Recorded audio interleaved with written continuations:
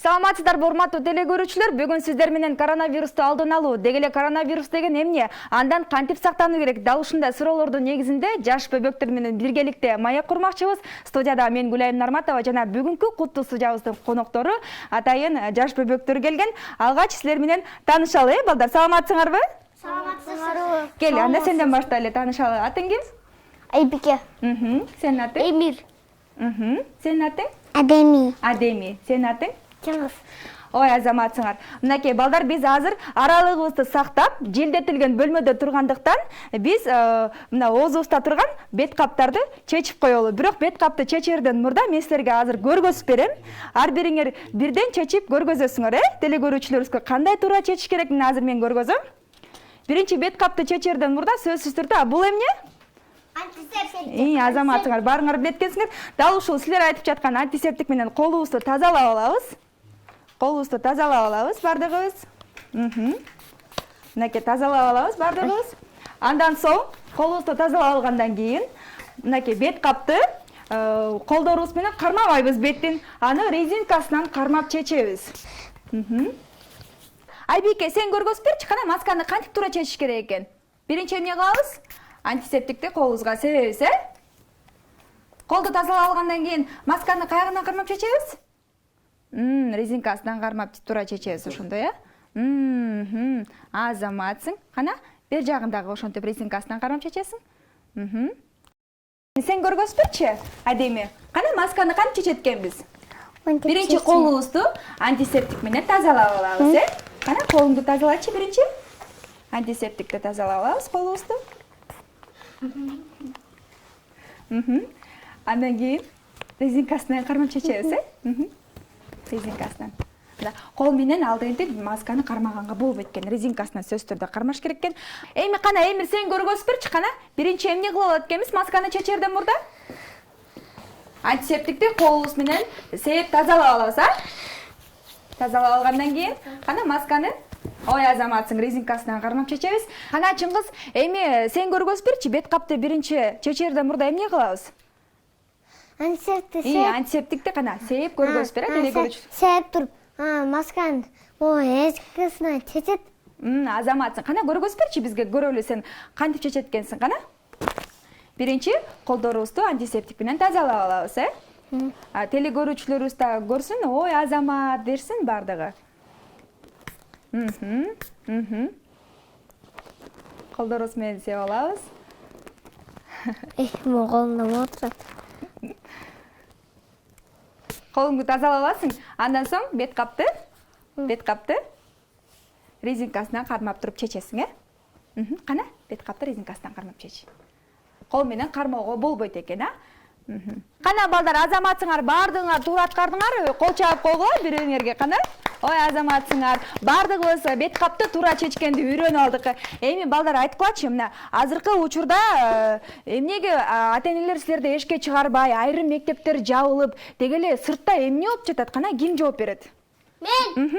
Кел, сен жооп бер, Айбике. Потому что акта коронавирус маска кийип жүрүш керек. Азаматсың. Кана, Адеми, сен жооп берчи, азыркы учурда эмне үчүн сени ата-энең эшикке чыгарбай атат? Мектептердин баары жабык.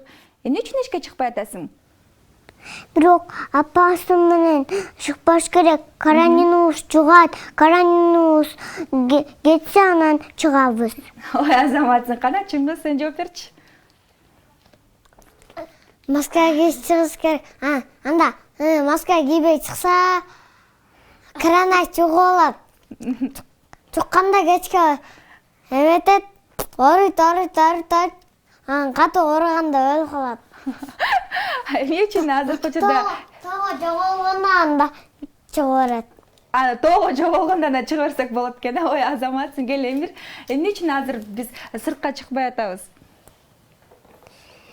Потому что коронавирус бар. Анан коронавирустар эметет, жугат, алар оорулар, алардын жанына барбаш керек, алар деги невидимка. Эми балдар, айткылачы, коронавирус деген эмне экен? Кана, ким жооп берет? Айбике, сен жооп берчи, коронавирус деген эмне?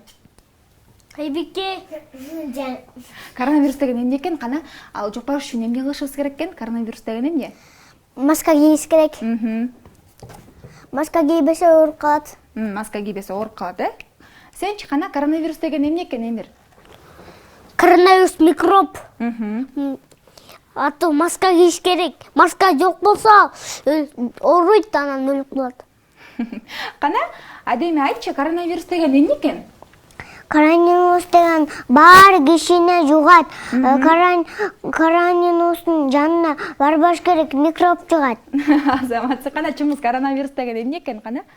Коронавирус деген көрүнбөйт көзгө. Алдан жанына барса жоголот.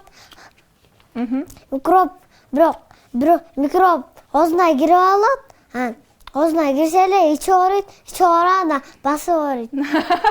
Азаматсың, ушул силер айтып жаткан жооптордун бардыгы туура. Толуктоо максатында мен силерге айтып коеюн. Коронавирус деген бул көзгө көрүнбөгөн микроб экен. Ал адамдарга жукса ооруп калышат экен. Ал адамдарга ар кандай жугат экен. Кээ бирлердин дене табы көтөрүлөт экен, кээ бирлердин демиги кыстыгат экен. Силердей болгон балдар бул оорунун жеңил белгилерине ээ болушат экен. Ошондуктан коронавирус учурунда сөзсүз түрдө колуңарда антисептикти сээп, бет кап тагынып, өздүк гигиенаны сактап жүрүшүңөр керек экен. Эми айткылачы, ушул коронавирус деген кандайча жугат экен? Кана айтчы, Айбеке, сен жооп берчи, кана коронавирус эмне болгондо кантип жугат? Кандай эмне болгондо жугат? Коронавирусту эмне кылыш керек? Алдын ала жукпаш үчүн эмнелерди кылыш керек эле? Маску надо одевать, дома надо сидеть. Кана Эмир, сен жооп берчи, коронавирус жукпаш үчүн эмне кылышыбыз керек экен? Маска кийиш керек, үйдө отуруш керек, антисептик туруш керек күндүгү. Чыңгыз жооп берчи, коронавирус деген бул кандайча жугат экен? Алдан көзгө көрүнбөйт, бирок өзү билбей көрө алса маска кийиш керек. Маска кийиш керек экен, Маска кийип алып Адеме, бул коронавирус деген кандайча жугат деп ойлойсуң сен? Киши коронавирустун жанына баратканда ал деген ооруп калат, эчи ооруйт. Сөзсүз түрдө. Силерге толуктоо максатында дагы жооп берип коеюн, балдар. Силер барыңар тең азаматсыңар, негизинен туура жооп бердиңер. Вирус адамдан көбүнчө мынакей колдордон жугат экен. Силер колдоруңар менен ар кандай буюмдарды кармайсыңар, Ошондуктан мен силерге эскертип кетет элем, коронавирус маалында сөзсүз түрдө колуңарда дайыма антисептик жана маска болуш керек экен.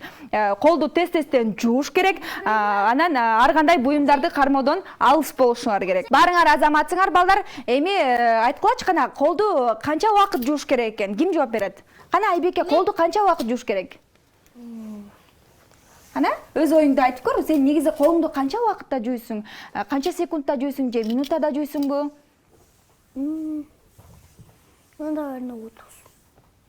Көпкө чейин жуйсуң, Кана Эмир, сен канча убакыт жуйсуң? Колду негизи канча убакыт жууш керек? 10 убакыт. 10 убакыт жууш керек. 10 секунд жууш керек, 10 секунд. Адеми, сен канча убакытта жуйсуң колуңду? 9. 9 секундта жуйсуң, Азаматсың. Чыңгыз, сенчи? Мен деге Сен канча убакытта жуйсуң? санашты билбейм да. Санашты билбейсиң, негизи колуңду жуугатканда санайсыңбы? Санабайсың, Негизи балдар, колду 40 секундтан кем эмес жууш керек экен. Анткени силер колуңар менен ар кандай нерселерди кармайсыңар.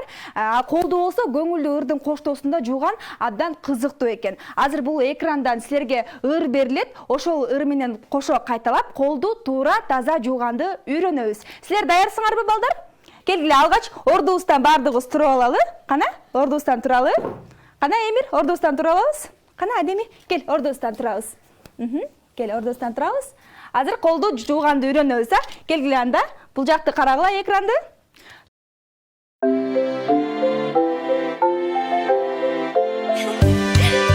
Сейилдегенден кийин тамак алдында колду таза жууш керек, жакшы самында. Жуйлуу колдорду жалтыратып коелу, апабызды сүйүнтүп азаматтар болобу. Колубуз таза болсо, пам-парам-пам-пам. Колубуз таза болсо, денибиз таза болот. Колубуз таза болсо, пам-парам-пам-пам.